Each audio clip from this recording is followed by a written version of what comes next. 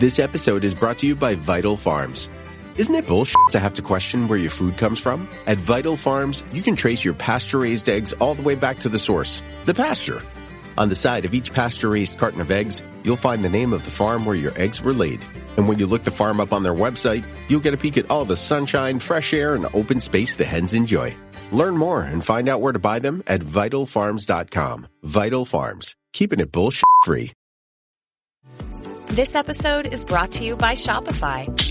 That's the sound of switching your business to Shopify, the global commerce platform that supercharges your selling. Harness the best converting checkout and same intuitive features, trusted apps, and powerful analytics used by the world's leading brands. Stop leaving sales on the table. Discover why millions trust Shopify to build, grow, and run their business. Sign up today for your $1 per month trial period at shopify.com/tech23.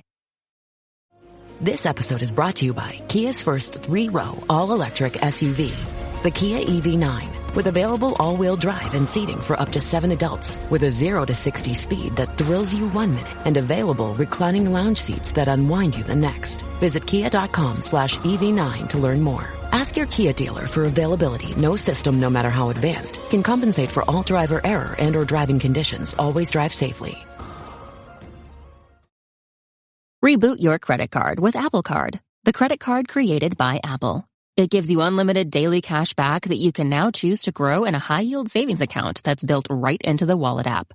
Apply for Apple Card now in the Wallet app on iPhone and start growing your daily cash with savings today. Apple Card subject to credit approval. Savings is available to Apple Card owners subject to eligibility requirements. Savings accounts provided by Goldman Sachs Bank USA. Member FDIC. Terms apply.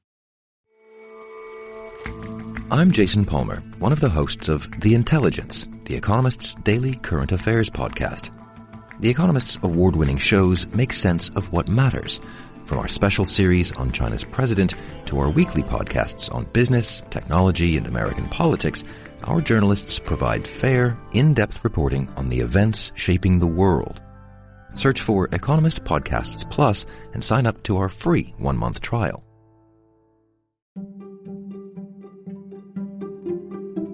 Welcome to the HCI family of podcasts. We're your source for personal, professional, and organizational growth and development. We share our own original research, explore industry trends, and interview executives and thought leaders from across the globe. Join us for practitioner-oriented content around all things leadership, HR, talent management, organizational development, and change management. Maximize your personal and organizational potential with the HCI family of podcasts.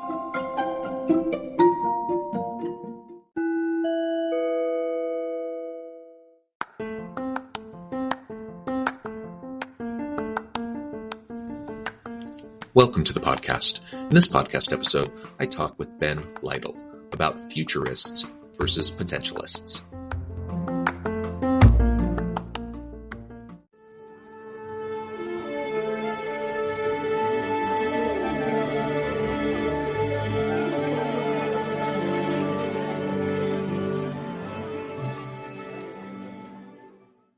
Ben Lytle, welcome to the conversation today.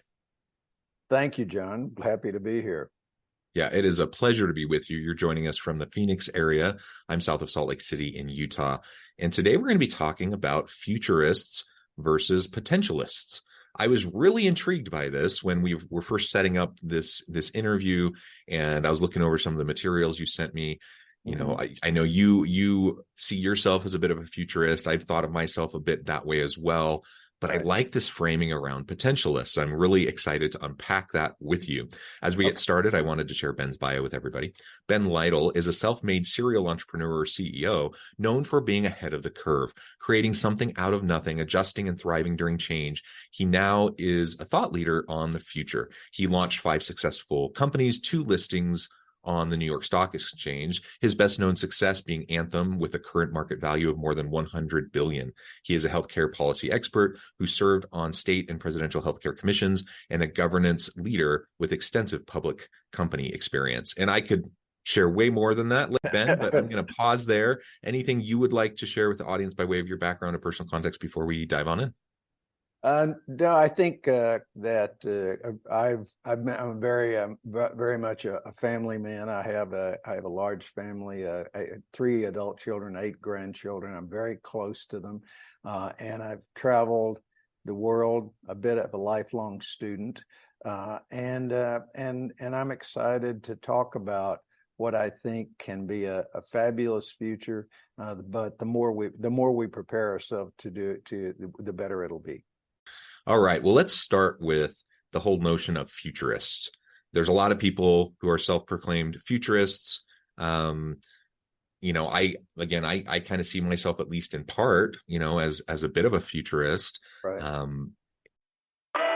It's time to say goodbye to hold music and say hello to fast customer support with Service Cloud. With trusted AI and data working together, you can skip long wait times and deliver efficient, personalized service right away, all while keeping support costs low and more customers happy.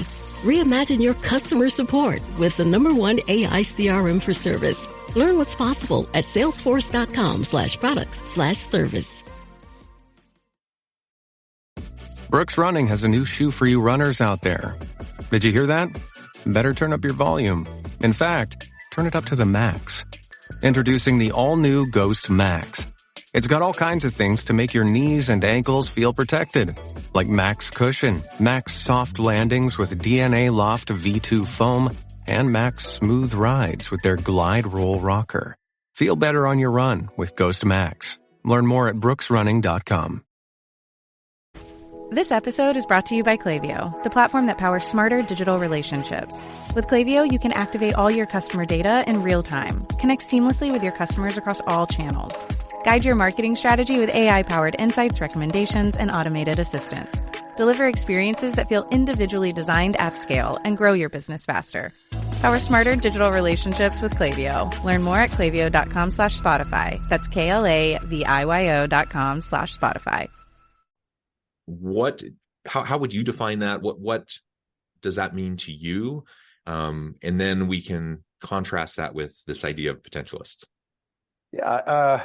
Well, I think the when I think of futurists, I'll just mention 2 or 3 names, 2 contemporary and one who's was one of the real early fabulous futurists, I believe. Just to give a context. So in today's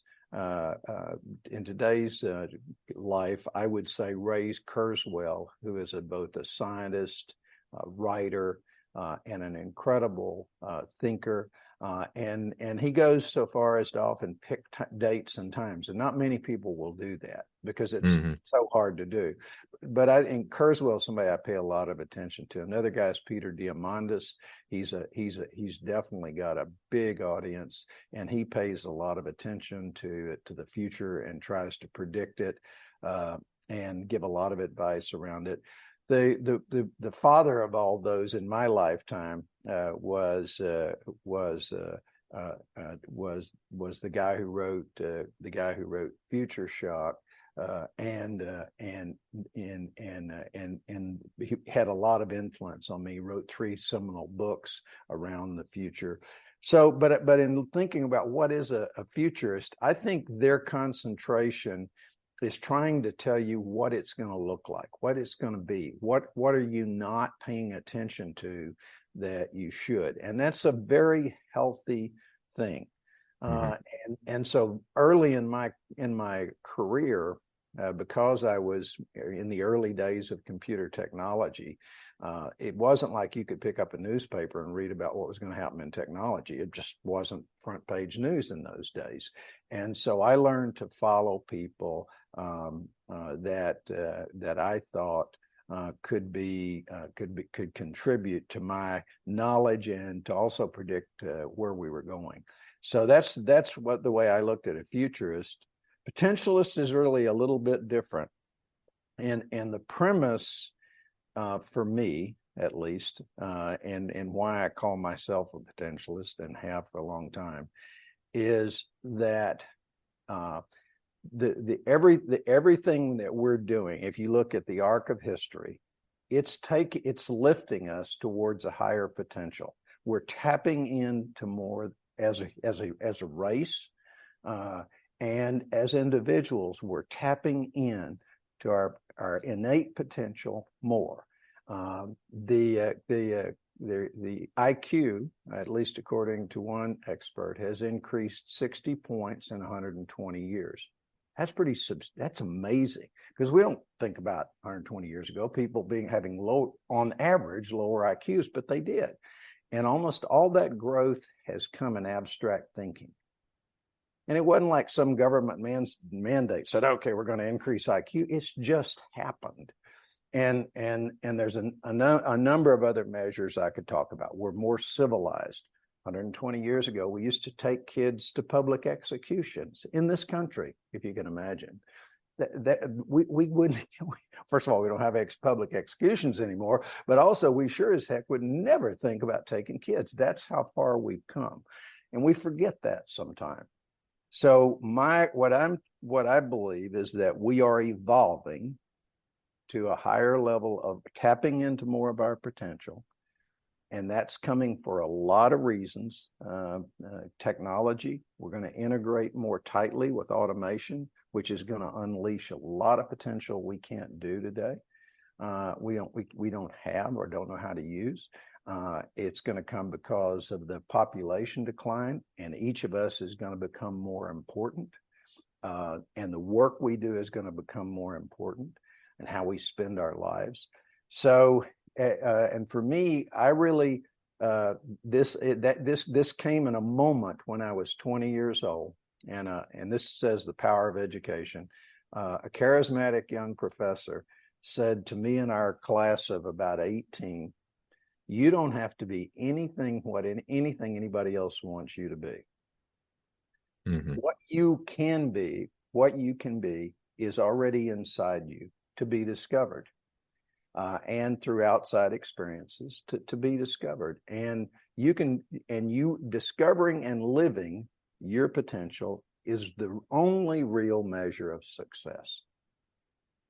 And I've then tested that theory with so many people who were considered famous and massively successful that I had the opportunity to know. And pretty much that's what every one of them said.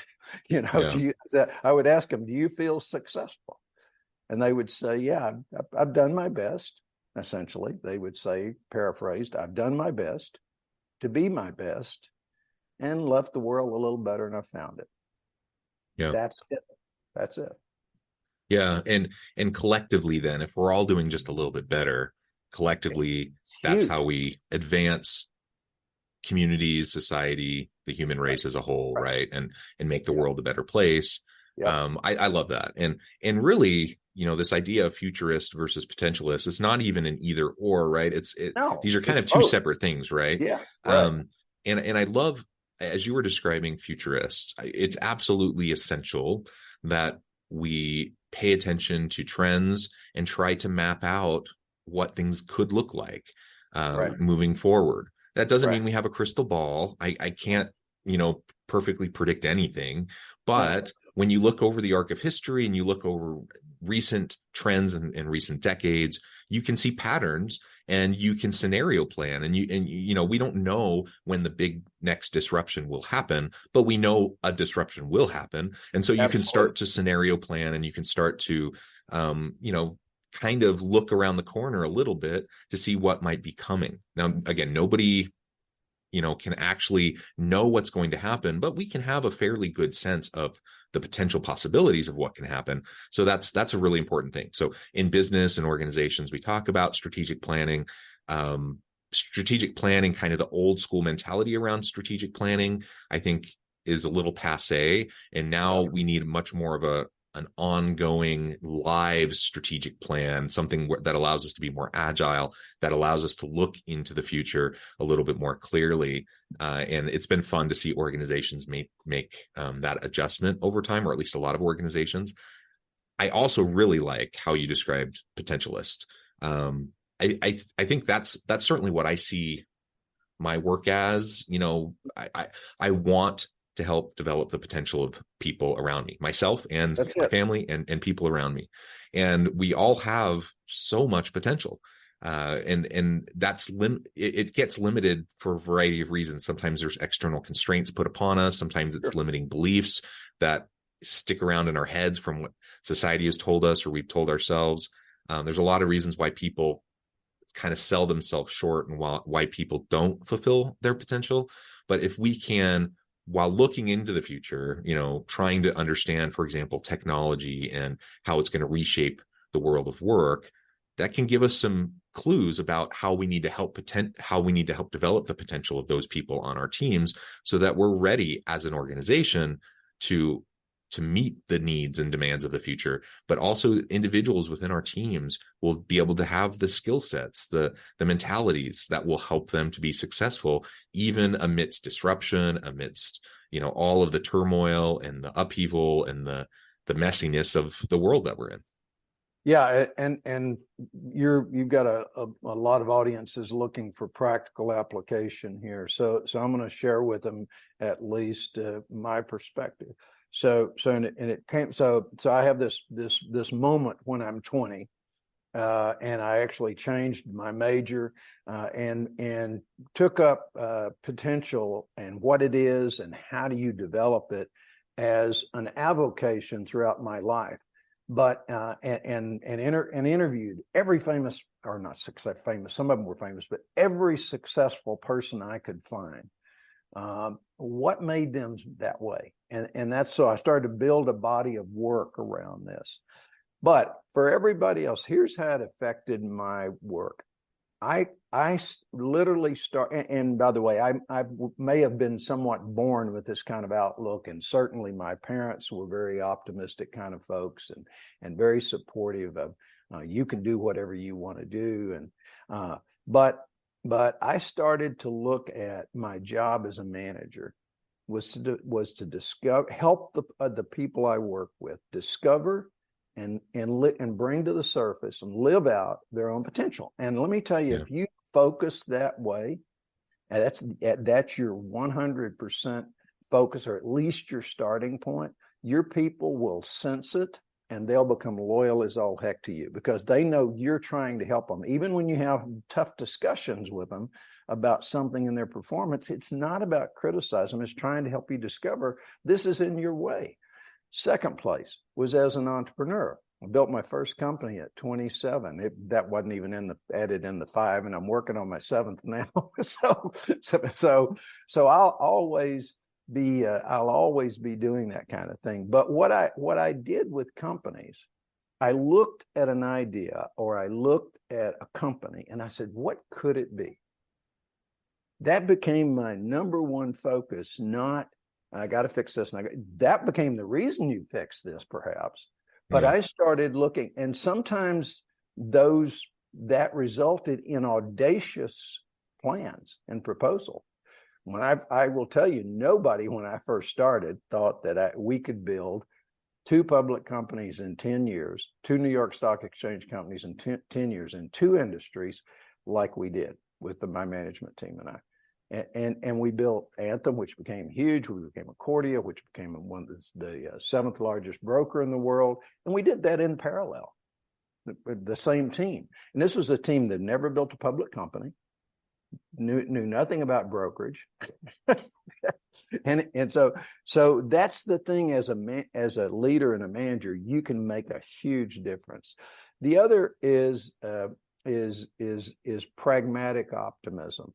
Nobody wants to hear fairy tales, but if you've got pragmatic optimism, to me, is my argument's better than yours.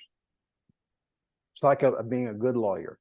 Okay, my argument is better than yours. So when I talk to people, and I'm sure this is again another thing that your leadership, your people in leadership out there, or even if they're just leaders of their families, when you see people start to go into negative spirals, as we all observe these days, stop them and go, wait a minute, let me ask you something.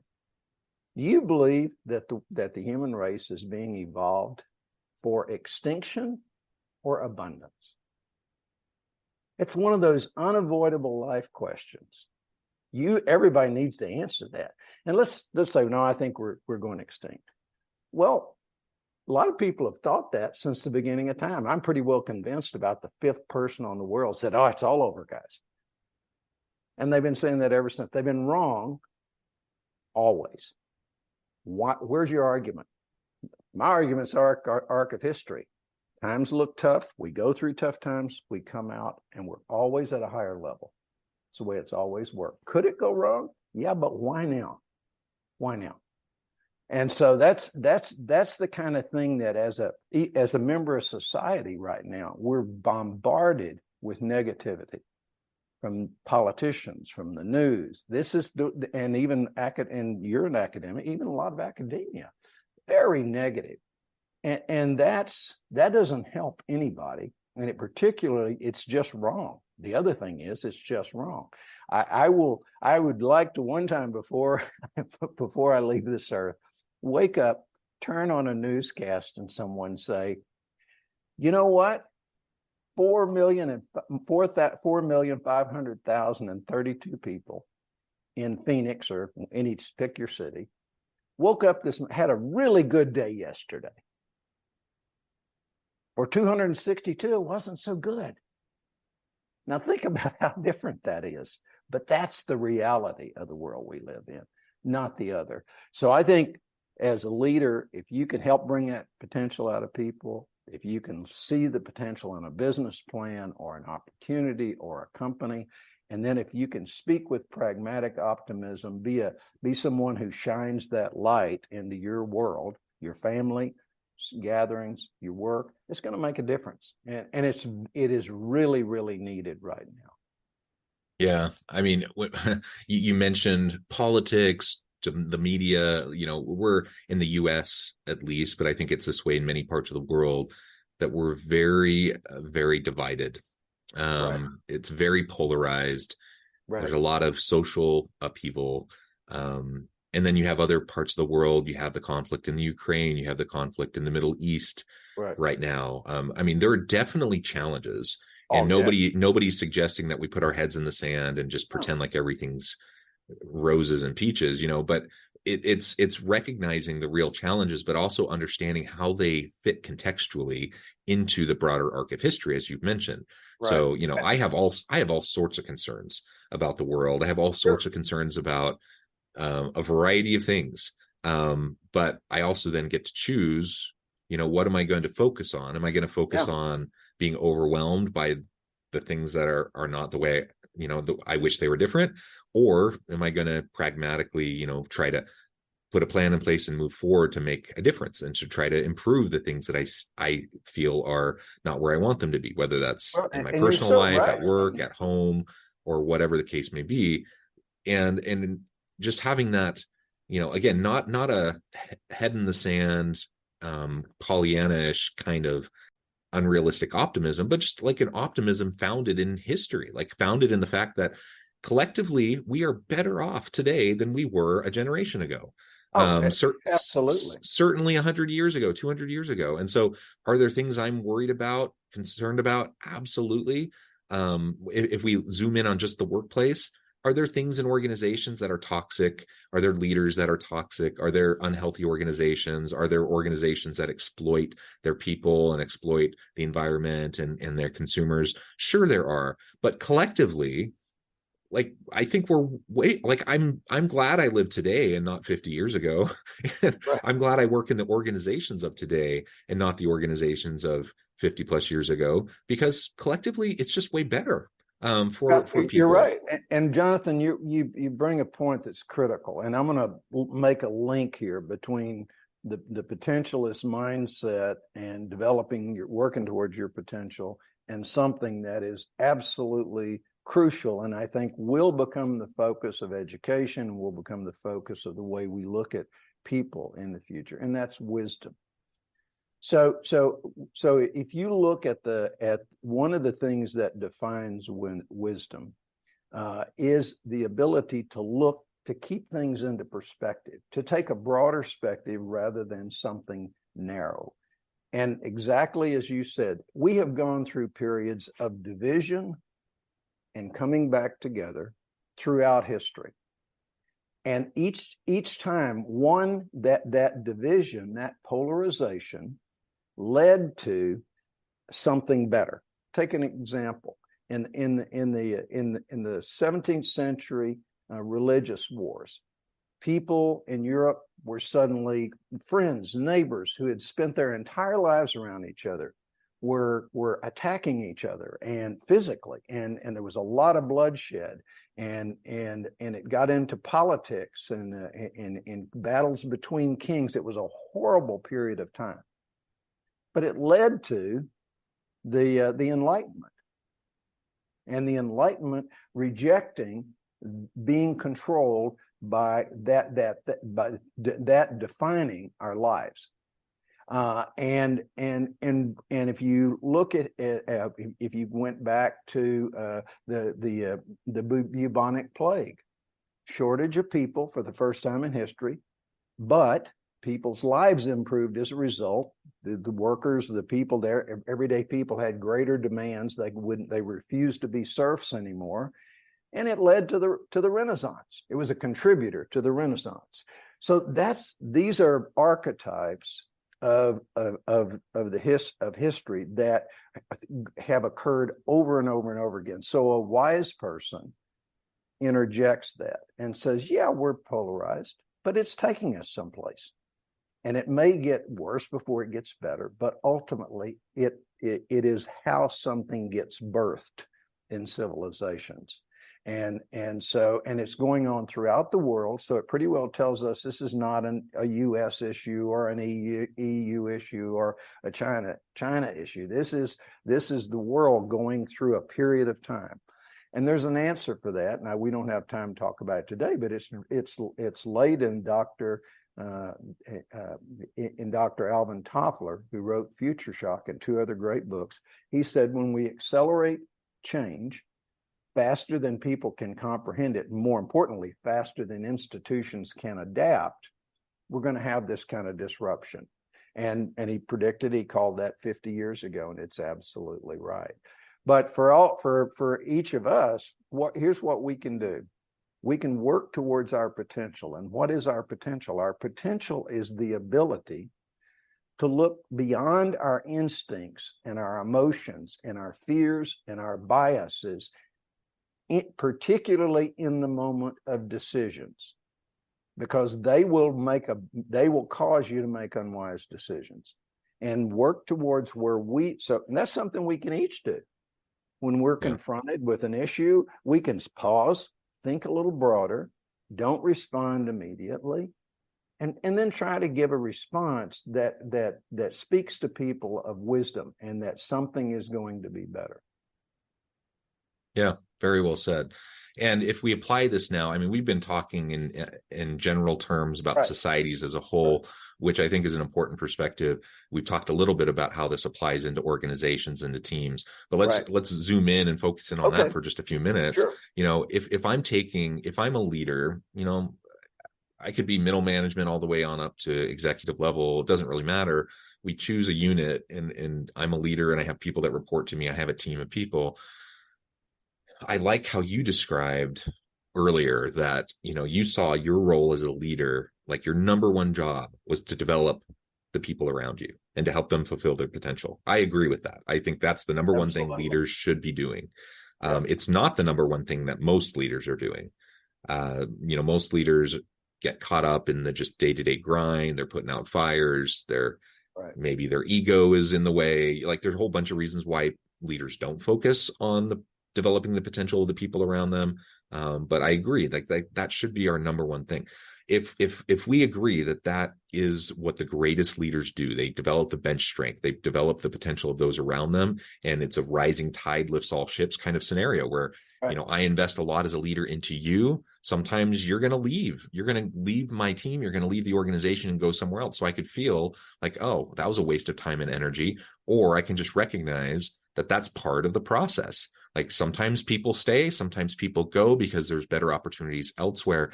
But I recognize the necessity of investing into and pouring into my people so that they feel valued, so that they feel like they have an opportunity to grow and develop into their potential. And more often than not, when you develop people that way, they're going to be happier, they're going to be more engaged, they're going to be more productive, more innovative, and you will have some people leave, but you'll have more people who are loyal to you and committed and are going to really put their whole heart into the work that they do.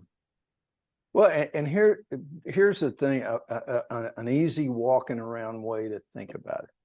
Think about the great leaders throughout history. I happen to be a Churchill fan, but you could add in battle George Patton, you could add George Washington, John Kennedy. They called us to our better selves, always. Now think about that as not only a leadership tool and not in big terms, but in very precise terms. One of the things I learned to say to my subordinates, even at high executive levels, when I was running 40 or 50,000 folks, my executives, they'd bring me something and I'd go, do you think this is your best work? It's a very interesting question. When my kids would come to me with, whether it was their grades or something, I'd go, is this your best work? And that wasn't meant to sound, what do you think? And almost invariably they'll go, well, maybe not my best. Well, how would you improve it? What would you do different? I just ask questions. Yeah. And they always produced something more serious, something better. It was very rare, but sometimes they would say, no, I believe this is my best work. And you can use different terms, but the idea is calling people to be their best, to reach inside and pull their better self to the surface. And that actually has powerful stuff in psychology as well. You're essentially tapping into that inner person inside you that does want to be better and does want to do better. And so it's a really powerful and pragmatic way to lead and coach that I find. And so, my books and my speeches around my book are trying to call us to our better self, because it's coming in magnitudes and it's going to get easier because we're going to have the power of automation to help us get there. Yeah, well said, Ben. This has been a really fun conversation. I know at the time I'm going to need to let you go here in a minute, but before we wrap things up for today, I just wanted to give you a chance to share with the audience how they can connect with you, find out more about your work, where they can find your books, and then give us a final word on the topic for today. Okay, great. This is the book that's out there right now is called The Potentialist, Your Life in the New Reality of the Next 30 Years. And I think you'll find it an interesting and useful read. I'm in the process of writing the second book, which I'll release next year, which is called Potentialists 2, The Pursuit of Wisdom. And then the third book will come out 2 years later, probably 2026. And that'll be how do high potential people blow it? How does that happen? And that's called Predator and Prey. And so that's the 3 books. You can find me at potentialistfuture.com. That's my website. I'm also active on LinkedIn and on in Facebook, and love to connect with people. I give a lot of speeches, a lot of webinars, but that's the purpose. I'm trying to do what I can to get us to reach inside our best selves, because we're going to have a great opportunity to lift humanity and ourselves in the next 30 years. Ben, thank you so much. It's been a pleasure. I encourage the audience to reach out, get connected, find out more about what Ben can do for you. Check out the books. And as always, I hope everyone can stay healthy and safe, that you can find meaning and purpose at work each and every day, and that you can all have a great week.